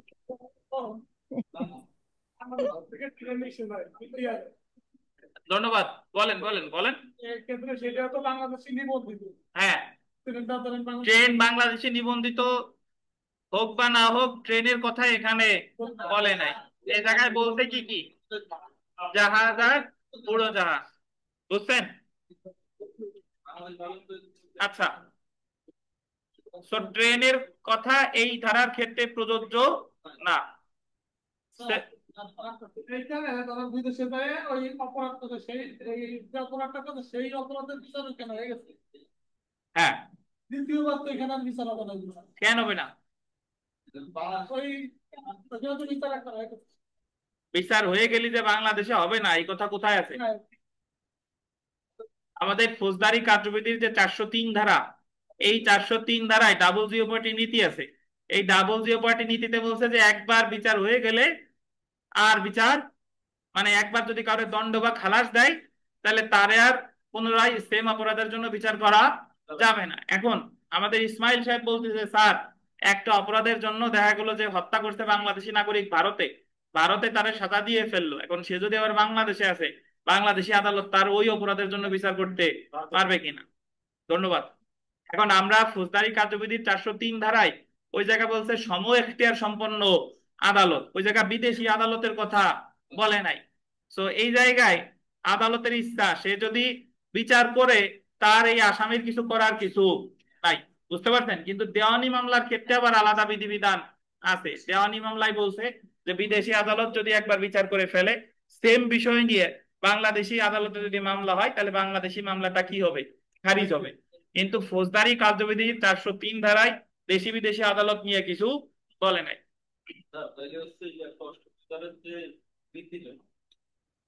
দেশের বাইরে যে জাহাজ কোন জাহাজের কোন লোক অপকর্ম করে বা কোন খারাপি করে, এটা কি ওই দেশে বিচার করতে পারবে? সেটা ওই দেশের আইনে যা আছে তাই। আমরা কি ওই দেশে আইন পড়তেছি? কিন্তু আমাদের জাহাজ ভাই ওই দেশ বিচার তো ডেফিনেটলি করতে পারবে, এটা হলো তার এখতিয়ার সম্পন্ন এলাকা। হ্যাঁ, বাট আমরা পড়তেছি কোন দেশের আইন, আপাতত এটা পড়েন। আর আপনারা যে প্রশ্ন, এই শুনেন, আগে আমি আমার যে অংশটুকু আছে এইটুকু ভালোভাবে শিখেন। আর এটা ওই দেশ তো ধরেন যদি কেউ করে, আমার বাংলাদেশে আমরা যেটা আমাদের ফৌজদারিতে বলে নাই সেটা হলো, এই কথা বাদ দেন, বাংলাদেশের মধ্যে আজকে যদি গোপালগঞ্জে একজন নাইজেরিয়ান নাগরিক বাংলাদেশে একজনকে হত্যা করে, নাইজেরিয়ানের বিচার করবেন না, নাকি তারে নাইজেরিয়া পাঠাবেন? বাংলাদেশে বিচার হবে। তাহলে আপনি যদি কোনো দেশে অপরাধ করেন, সেই দেশ তো ডেফিনেটলি আপনার বিচার করবে, কিন্তু সে করুক আর না করুক এটা আমাদের আলোচ্য বিষয় না, কিন্তু তার বিচার বাংলাদেশেও করা যাবে।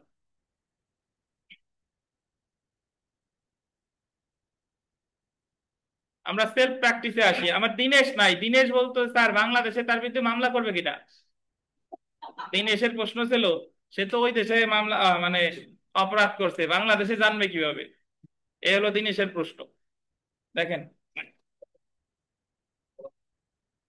জানবে কিভাবে বলেন দি, কে জানবে?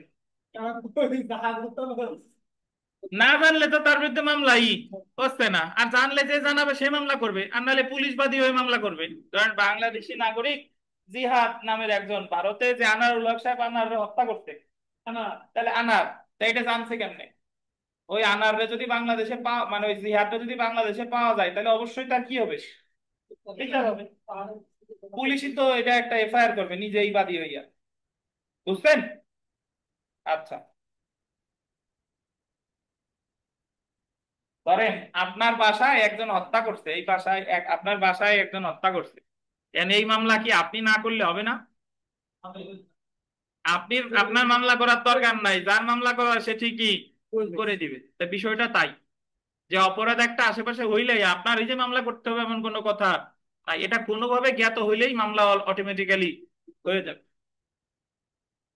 আচ্ছা, সেলফ প্র্যাকটিসের 1 নম্বর প্রশ্নটা দেখেন, অপরাধের বিচার এবং অনুসন্ধানে ফৌজদারি আদালতের, আন্ডারলাইন করবেন, সাধারণ আঞ্চলিক এখতিয়ার। সাধারণ আঞ্চলিক এখতিয়ার সম্পর্কিত বিধান ফৌজদারি কার্যবিধি ড্যাশ ধারায় আলোচনা করছে। কত ধারায়? 100 কত ধারা? 77 ধারায়। তারপরে 2 নম্বর প্রশ্নটা দেখেন, every offense shall ordinarily be inquired into and tried by court within the local limits of whose jurisdiction it was committed। মানে যে আদালতের মধ্যে ঘটছে সেই জায়গায় মামলা হবে। এটা পুরাতন বইতে নাই, দরকার নাই। কত ধারা? 177। আচ্ছা, 4 নম্বর প্রশ্নটা যদি দেখেন, কোন অপরাধের বিচার হতে পারে যে আদালতের এখতিয়ারের মধ্যে অপরাধ সংগঠিত হয়, অপরাধের পরিণতি ঘটে, অপরাধের ফলাফল ঘটে উপরে যে কোনো একটি আদালতে। কোথায় বলে? উপরের যে কোনো একটি আদালতে। আচ্ছা, এখন 5 নম্বর প্রশ্নটা একটু পড়ি, যে এক আদালতের এখতিয়ারের মধ্যে সংঘটিত, ঠ কেটে ট লেখেন, এখন থেকে আমরা বানান শিখি। সংঘটিত, টয়রস্যি হবে, ঠ না, কি হবে? ট। এক আদালতের এখতিয়ারের মধ্যে সংঘটিত অপরাধ অন্য আদালতে বিচার করতে পারে কার নির্দেশে? বলছে এখানে কি বলেন? সরকার। ধারা কত? 178। এটার অর্থ কি? ধরেন রাবেট হত্যা মামলা, রাবেট হত্যা করছে কোথায়? গোপালগঞ্জে। মামলা হবে কোথায়? গোপালগঞ্জে। যদি কোনো কারণে গোপালগঞ্জে বিচার না করা যায়, তাহলে এই মামলাটার বিচার অন্য কোনো জায়গায় পাঠাতে পারে কে? সরকার। এই কথা বলছে। কত ধারায়? 178 ধারায়। নির্মল, বোঝা গেছে? 178 ধারায়। 178-এর সাথে সাথে আর একটা ধারা একটু পড়া দরকার 12 নম্বর প্রশ্নে। আচ্ছা 12 নম্বর না, এটা হলো কয় নাম্বার? 12 নম্বর, মানে দ্বিতীয় 12। 185 ধারার একটা প্রশ্ন আছে, পাইছেন? ওই যে 2 বা ততোধিক আদালতের কোনটিতে কোনো অপরাধের অনুসন্ধান বা বিচার অনুষ্ঠিত হবে? বিমল সাহেব পাইছেন কিনা? পান নাই?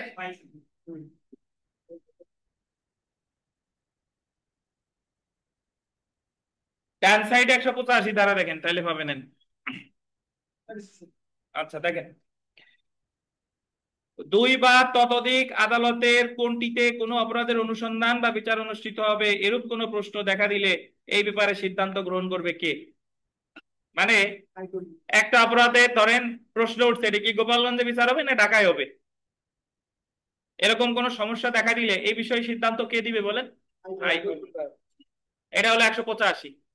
185। তাহলে আপনারা বলেন 185-র সাথে 178 ধারার পার্থক্য কি? ওই জায়গায় সিদ্ধান্ত দিল সরকার, আর এই জায়গায় সরকার দিল হাইকোর্ট।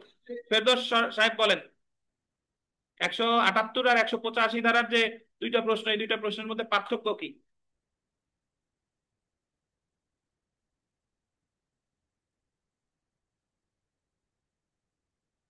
একশো সেখানে হচ্ছে অনুসন্ধান বিচারের দিতে হচ্ছে হাইকোর্ট দিবে।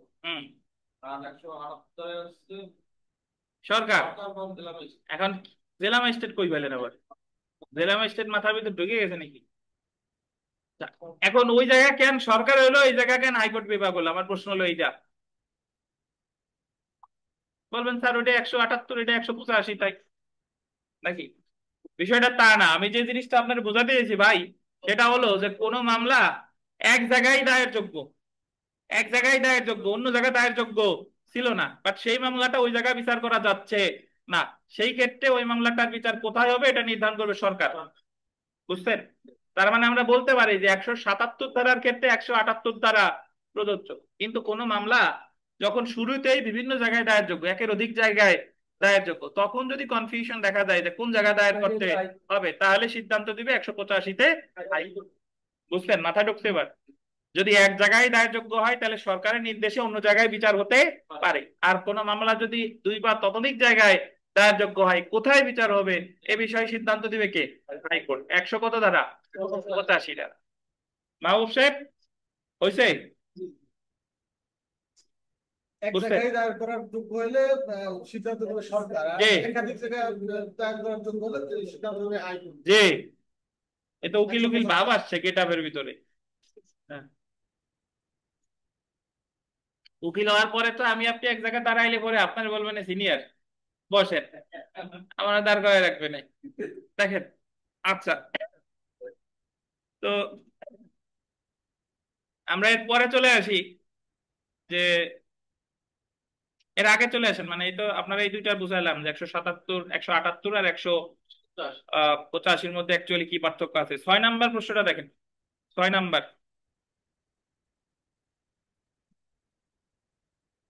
এক্স নামক, কোথায় গেছেন আপনি? চার্জে গেছেন কেন? এক্স নামক আদালতের স্থানীয় সীমারেখার মধ্যে এ আহত হয় এবং জেড নামক আদালতের স্থানীয় সীমারেখার মধ্যে মারা যায়, এর নিন্দনীয় হত্যার বিচার কোথায় হবে বলেন?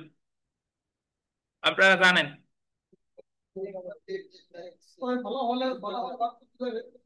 যে জায়গায় আহত হয়েছে অথবা যে জায়গায় কি মারা গেছে, এই 2 জায়গার যে কোনো এক জায়গায়। যে প্রশ্ন দুইটা আপনাদের পুরাতন বইতে নাই, বাট একটু শুনেন, এটা শুনলেই হবে, এমনি মাথায় থাকবে যে গোপালগঞ্জ নামক আদালতের স্থানীয় সীমার মধ্যে করিমকে জখমের ভয় দেখানো হলো। করিম রে গোপালগঞ্জের মধ্যে বলছে যে তোরে কিন্তু জখম করবো। এইভাবে ঘনা ঘ নামক আদালতের স্থানীয় সীমার মধ্যে তাকে যে ভয়ে রেখেছিল তাকে সম্পত্তি অর্পণের জন্য প্ররোচিত করলো, মানে ভয় দেখাইছে গোপালগঞ্জে আর তার সম্পত্তি নিয়ে নিয়েছে ধরেন ঢাকা থেকে। উদাহরণস্বরূপ ঘ সমান সমান আমরা ধরি ঢাকা। এই ক্ষেত্রে বলপূর্বক গ্রহণের অপরাধের বিচার বা অনুসন্ধান কোথায় করা যাবে বলে? গোপালগঞ্জেও করা যাবে অথবা কি ঢাকাতেও করা যাবে। এটার অর্থ হলো যে ধরেন আমাদের আহ বাস্তব উদাহরণ দিই, আমাদের বর্তমানে আমরা যেখানে আছি এটা হলো গোপালগঞ্জ সদর, আর আমাদের মাহবুব সাহেবের বেকারি আছে, ওনার বাড়ি হলো কোটালীপাড়ায়, কোটালীপাড়া। তাহলে আমরা যদি মাহবুব সাহেবের এই জায়গায় বলি যে মাহবুব সাহেব আপনি যদি আহ 1 মাসের মধ্যে আপনার বেকারি থেকে অমুক লোক যাবে ওরে 50,000 টাকা না দেন, তাহলে আপনারে কিন্তু আপনার নামে অশ্লীল তথ্য ইন্টারনেটে ছেড়ে দেওয়া হবে। ভয় দেখালো কোথা থেকে? গোপালগঞ্জে। এবং উনি ঠিকই 15 দিনের মধ্যে ওই বেকারিতে এক লোক গেছিল, তারে 50,000 টাকা দিয়ে দিছে। তাহলে এই যে যে অপরাধটা হয়েছে এটা বলে চাঁদাবাজি। কি বলেন? চাঁদাবাজি। তাহলে এইটা ভয় দেখাইছে গোপালগঞ্জে, কিন্তু টাকাটা নিছে কোথায়? কোটালীপাড়ায়। তাহলে মাহবুব সাহেবের বিরুদ্ধে মামলা গোপালগঞ্জ থানায়ও হতে, মানে মাহবুব সাহেব ওই ব্যক্তির বিরুদ্ধে মামলা করবে গোপালগঞ্জ থানায় অথবা কোথায়? কোটালীপাড়া থানায়। দুই জায়গায় যে কোনো এক জায়গায় করতে পারে। বুঝছেন?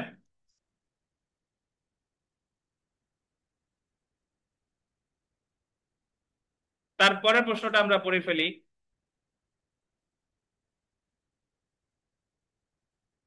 আরিফ চুয়াডাঙ্গা নামক আদালতের স্থানীয় সীমার মধ্যে জখমপ্রাপ্ত হয়, মানে আরিফ রে জখম করছে কোথায়? চুয়াডাঙ্গা। জখমের প্রথম 10 দিন আরিফ মেহেরপুর নামক আদালতের স্থানীয় সীমার মধ্যে অবস্থান করে। ওয়াই সমান সমান আমরা ধরি হলো মেহেরপুর, তাহলে বুঝতে সুবিধা হবে। তারা আহত করছে চুয়াডাঙ্গায়, আর প্রথম 10 দিন সে ছিল কোথায়? মেহেরপুর। এবং পরবর্তী 10 দিনের অধিক সময় সে জামালপুর নামক আদালতের স্থানীয় সীমার মধ্যে বসবাস করে। মেহেরপুর ও জামালপুর নামক আদালতের স্থানীয় সীমার মধ্যে তার স্বাভাবিক কাজকর্ম করতে ব্যর্থ হয়। আরিফকে গুরুতর জখম করার অপরাধের অনুসন্ধান ও বিচার কোথায় হতে পারে? তারা আহত করতে চুয়াডাঙ্গা, সে 10 দিন ছিল মেহেরপুর, এরপরে 10 দিন জামালপুর থেকে সুস্থ হয়েছে। তাহলে আরিফরে যে আহত করছে এই অপরাধের বিচার এই 3 জায়গার যে কোনো এক জায়গায় হতে পারে। চুয়াডাঙ্গা হইতে পারে, মেহেরপুর হইতে পারে, জামালপুর হতে পারে। এটা হলো 179 ধারা। কত ধারা বলেন? পরিণাম, যে মানে অপরাধ যে জায়গায় ঘটেছে, পরিণাম বা ফলাফল যেখানে দেখা দিয়েছে। আচ্ছা, আমরা 9 নাম্বার প্রশ্নটা একটু দেখে ফেলি।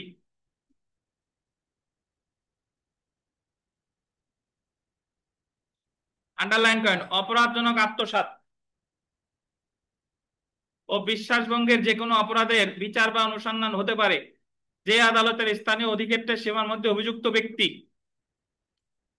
অপরাধজনক আত্মসাৎ আর বিশ্বাসভঙ্গ আসলে কাকে বলে? আত্মসাৎ আর বিশ্বাসভঙ্গ মানে হলো আপনি একজনের অফিসে কাজ করেন, ধরেন এখন তার টাকা পয়সা বা তার যে জিনিসপত্র আছে আপনি নিয়ে নিছেন, আত্মসাৎ করছেন, এটা হলো আত্মসাৎ আর বিশ্বাসভঙ্গ। খুব খুব সংক্ষেপে বুঝাইলে।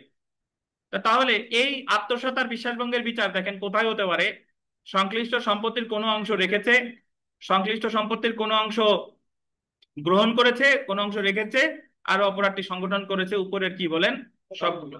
ধরেন আমাদের এই মাহবুব সাহেবের একটা বেকারি আছে, এখন এটা হলো কোটালীপাড়ায় অবস্থিত। এখন এই বেকারির মালিক মাহবুব সাহেব, কিন্তু ওনার একজন কর্মচারী আছে যে বিভিন্ন জায়গায় এই খাবারগুলো সরবরাহ করে। তো সে ধরেন মাহবুব সাহেব প্রতিদিন যে খাবার দেয় তার একটা নির্দিষ্ট খাবার সে ওই নিজের বাসায় রেখে আসে, আর কিছু খাবার সে রেগুলার ধরেন ওই গৌরনদী যায়, গৌরনদী আর এক দোকানে দেয়। ওই দোকানের খবর, ওই দোকানের টাকা পয়সা কিন্তু মাহবুব সাহেব পায় না। আচ্ছা, এখন মামলাটা ধরেন যদি এইভাবে হয় যে ওই ওই স্টাফের যে বাসা, সে বাসাটা হলো গোপালগঞ্জ, সে চাকরি করে কোথায়? কোটালীপাড়া, আর কিছু মালামাল আত্মসাৎ করে রাখে কোথায়? গৌরনদী। গৌরনদী হলো বরিশালের ভিতরে। তাহলে প্রথমত এই জায়গায় যে স্টাফটা আছে, ওনার যে কর্মচারী আছে, সে কি করেছে? অপরাধজনক বিশ্বাস ভঙ্গ। এই বিশ্বাস ভঙ্গের অপরাধটা করছে সে কোটালীপাড়া বসে। আর এই যে তার বাসায়ও কিছু মালামাল রাখে, বাসা কোথায়? গোপালগঞ্জ। আর কিছু মালামাল রাখে কোথায়? গৌরনদী। তাহলে এই তার বিরুদ্ধে এই আত্মসাৎ বা বিশ্বাসভঙ্গের মামলা গোপালগঞ্জ থানায় হতে পারে, কোটালীপাড়ায় থানা হতে পারে, বা গৌরনদী থানায়ও হতে পারে। বুঝছেন? এই কারণে বলছে যে অপরাধজনক আত্মসাৎ বা বিশ্বাসভঙ্গের যে কোনো অপরাধের বিচার বা অনুসন্ধান হতে পারে যে আদালতের স্থানীয় অধিক্ষেত্রের সীমার মধ্যে অভিযুক্ত ব্যক্তি কি করেছে বলেন, কোনো সম্পত্তির কোনো অংশ গ্রহণ করেছে, কোনো সম্পত্তির অংশ রেখেছে, বা অপরাধ সংগঠন করেছে, উপরের কি বলেন সবগুলো। এবং চার সাইডে ধারা আছে দেখেন, 181(2), 181(2). তারপরের প্রশ্নটা দেখেন, চুরির অপরাধ বা চোরাই মাল দখল সম্পর্কিত অপরাধের বিচার হবে কোন অপরাধে? চুরির অপরাধ বা চোরাই মাল দখল, যেখানে অপরাধ সংগঠিত হয়েছে, যেখানে চোরাই মাল রেখেছে, চোর যেখানে বাস করে, ক এবং খ। অপরাধ যে জায়গায় ঘটছে আর চোরাই মাল যে জায়গায় পাওয়া গেছে। গোপালগঞ্জে আপনার স্যামসাং মোবাইল নিয়ে গেছে, চোরের কাছ থেকে মোবাইল উদ্ধার করতে ঢাকায়, তাহলে মামলা গোপালগঞ্জেও হইতে পারে, ঢাকাতেও হইতে পারে। এটা বলছে 181(3). দেখছেন? এরপরে আমরা চলে আসি 11 নম্বর প্রশ্নটা, যে মনুষ্য অপহরণ এর অপরাধের অনুসন্ধান বা বিচার যে আদালতের স্থানীয় অধিক্ষেত্রের মধ্যে মানুষটিকে অভিযুক্ত ব্যক্তি কি করেছে, অপহরণ করেছে, জোরপূর্বক হরণ করেছে, আটক রাখা হয়েছিল, উপরের সবগুলো। এই কথাটার অর্থ আসলে যে, এটার অর্থ আসলে যে ধরেন যে নির্মলে যদি অপহরণ করে, নির্মলে তার শ্বশুরবাড়ির লোকজন অপহরণ করে নিয়ে গেছে, এখন নির্মলে অপহরণ করছে গোপালগঞ্জের তে, আবার নির্মলে উদ্ধার করা হয়েছে চিতলমারি মানে বাগেরহাট থেকে, তাহলে নির্মলের এই অপহরণের মামলা গোপালগঞ্জ হইতে পারে, চিতলমারি বাগেরহাট থানায়ও বাগেরহাটেও হইতে পারে। বুঝতে পারছেন? তো এই হলো মোটামুটি আমাদের place of inquiry and trial, এবং এটা আসলে খুবই গুরুত্বপূর্ণ একটা বিষয়। এটা মোটামুটি আপনারা ভালোভাবে পড়ে ফেলবেন, এখান থেকে 1 নম্বর প্রশ্ন আসার খুবই সম্ভাবনা আছে। আমরা 13 নম্বর প্রশ্নটা যদি একটু দেখি, যে যখন কোনো ব্যক্তি আদালতে নিবন্ধিত, বাংলাদেশে নিবন্ধিত কোনো জাহাজ বা বিমান, তার যেখানেই থাকুক না কেন, কোনো অপরাধ সংগঠন করে, তার বিচার হতে পারে কোথায়? তাকে বাংলাদেশে যেখানে পাওয়া যাবে সেখানের এখতিয়ার সম্পন্ন আদালত। এবং 4 নম্বর প্রশ্নটা যদি দেখেন, বাংলাদেশের বাইরে সংগঠিত কোনো অপরাধের বিচার করা যাবে কোন আইনের কোন ধারায়? ফৌজদারি কার্যবিধির কত ধারা? 16 ধারা। আর ফৌজদারি কার্যবিধির 188 ধারা, দণ্ডবিধির 4 ধারা। কোন ধারায় বলেন? ফৌজদারি কার্যবিধির 188 ধারা, আর দণ্ডবিধির কত ধারা? 4। জি। তো আজকে আমরা যা যা পড়লাম আমি একটু আপনাদের সামারি করে দিই, সেটা হলো একটু শুনেন। যে আমাদের আজকে শুরু করছিলাম যে অপমৃত্যুর মামলার তদন্ত করে পুলিশ 174 ধারায় 3টা ক্ষেত্রে, যখন 174 ধারায় বলছে যে যখন কেউ মারা যায় মানে আত্মহত্যা করে, যখন 1 নম্বরে হলো আত্মহত্যা করে, 2 নম্বরে হলো যদি প্রাণীর মাধ্যমে বা কোনো যন্ত্রের মাধ্যমে মারা যায়, আর 3 নম্বর হলো অস্বাভাবিক মৃত্যু। তাহলে এই ক্ষেত্রে আপনার পুলিশ ইউডি কেস বা আনন্যাচারাল ডেথ কেসের তদন্ত করে 174 ধারায়। এবং সুরাতাল কেবল ইনকোয়েস্ট রিপোর্ট, সুরাতাল সম্পর্কে আলোচনা করছে 174(5), এটা করতে পারে নির্বাহী ম্যাজিস্ট্রেট অথবা জেলা ম্যাজিস্ট্রেট। এবং পোস্টমর্টেম সম্পর্কে আলোচনা করেছে 174(3) ধারায়। পোস্টমর্টেম কে বলে ময়না তদন্ত, পোস্টমর্টেম করে সিভিল সার্জন। পোস্টমর্টেম কখন করার প্রয়োজন নাই? যদি আবহাওয়া খারাপ থাকে বা দূরত্ব বেশি থাকে এবং লাশ নষ্ট হওয়ার আশঙ্কা থাকে, সেই ক্ষেত্রে পোস্টমর্টেম করার প্রয়োজন নাই। এবং যদি আপনাকে বলে অ্যাপারেন্ট কজ অফ ডেথ, স্পষ্টত কারণ, মৃত্যুর স্পষ্টত কারণ কোনটার মাধ্যমে নির্ধারণ করা হয়, তখন উত্তর হবে সুরতাল। ঠিক আছে? আর এই অপমৃত্যু সম্পর্কে যারা জানে তাদেরকে সমন দেয় হলো 175। 176 ধারায় বলছে যে পুলিশের তদন্তের পরিবর্তে বা আপনার অতিরিক্ত হিসাবে ম্যাজিস্ট্রেট অনুসন্ধান করে 176 ধারায় 4টা ক্ষেত্রে, ওই পুলিশ হেফাজতে মারা গেলে আর আগের 3টা। এর মধ্যে ডিসইন্টার ক্রপসেস বা কবর থেকে লাশ উত্তোলন আছে 176(2) ধারায়, করে জেলা ম্যাজিস্ট্রেট বা বিশেষ ক্ষমতাপ্রাপ্ত নির্বাহী ম্যাজিস্ট্রেট। এরপরে আজকে আমরা যেটা পড়লাম সেটা হলো আপনার place of inquiry and trial, মানে বিচার বা অনুসন্ধানের স্থান। বিচার বা অনুসন্ধানের স্থান যেটা, এটা সম্পর্কে আলোচনা করছে 177 থেকে 189। 177-এ বলছে যে অপরাধ যে জায়গায়, মামলা সেই জায়গায়। 178-এ বলছে যে অপরাধ এক জায়গায় হলেও সরকার নির্দেশ দিলে অন্য জায়গায় বিচার হতে পারে। 179-তে বলছে অপরাধ যে জায়গায় ঘটছে পরিণাম বা ফলাফল দেখা দিচ্ছে যে কোনো এক জায়গায় মামলা হতে পারে। এরপরে আমরা 182-তে পড়ছি যে অপরাধ সংঘটনের স্থান অনিশ্চিত হলে, অপরাধ আংশিক এক জায়গায় আংশিক আর এক জায়গায়, অপরাধ চলমান থাকলে, আর অপরাধটা যদি কতিপয় কার্যের সমষ্টিগত হয় তাহলে যে কোনো এক জায়গায় মামলা দায়ের করা যেতে পারে। এরপরে 188 ধারায় পড়ছি অতিরাষ্ট্রিক প্রয়োগ। বাংলাদেশি নাগরিক পৃথিবীর অন্য কোনো জায়গায় যদি অপরাধ করে তার বিচার বাংলাদেশে করা যাবে, আর বাংলাদেশি নিবন্ধিত জাহাজ বা উড়োজাহাজে যদি কোনো অপরাধ করা হয় সেটা পৃথিবীর যেখানেই থাকুক না কেন তার বিচার বাংলাদেশে করা যাবে। এছাড়া আমরা 185 ধারায় পড়েছি যে 2 বা ততোধিক আদালতের কোন জায়গায় বিচার হবে এরকম যদি কোনো কনফিউশন দেখা দেয় তাহলে সিদ্ধান্ত নিবে কে? হাইকোর্ট। এছাড়া একটু আগে যে 182-র যে 2, সরি 181-র যে 2, সেখানে বললো যে আত্মসাৎ বা বিশ্বাসভঙ্গের মামলা যে জায়গায় আত্মসাৎ করছে, যে জায়গায় মালামাল গ্রহণ করছে, যে জায়গায় পাওয়া গেছে, যে কোনো এক জায়গায় হতে পারে। তারপরে বলছে যে চুরি করা এবং চোরাই মাল, যে জায়গায় চুরি করছে বা যে জায়গায় চোরাই মাল পাওয়া গেছে দুই জায়গায় যে কোনো এক জায়গায় বিচার হতে পারে। সবশেষে বলা হয়েছে অপহরণ, অপহরণ যে জায়গায় সংঘটিত হয় বা অপহরণকৃত লোককে যখন যেখানে পাওয়া গেছে এই জায়গায় যে কোনো এক জায়গায় বিচার হতে পারে। এই ছিল আজকের পড়া। আপনাদের আজকে পরীক্ষা নিতে চাইছিলাম, আজকে পরীক্ষা নিব না, বাট মঙ্গলবারে, কালকে পড়া নাই, মঙ্গলবারে আপনাদের 40 মার্কের পরীক্ষা, মানে 2টা ক্লাস টেস্ট একসাথে, সিলেবাস ওই একই 100, আমি বলে দিই 154 থেকে এই 188 পর্যন্ত পড়ে আসবেন, 154 থেকে 188। মঙ্গলবার 4টায় পড়া, মঙ্গলবারে চলে আসবেন 4টায়, 4টায় থাক, আর আমি আপডেট দিব আর কি, সমস্যা নাই। আর যারা যারা আসছেন আপনারা মোটামুটি বেশ কয়েকজন ভর্তি হয়েছে, আপনারাও এটা মাথায় রাখেন, আমি আপনাদের চাপ দিচ্ছি না, কারণ আপাতত 28 তারিখ যাক, তারপরে আপনাদের চাপ শুরু হবে। তো ঠিক আছে, ভালো থাকেন, আজকে এই পর্যন্তই, আল্লাহ হাফেজ।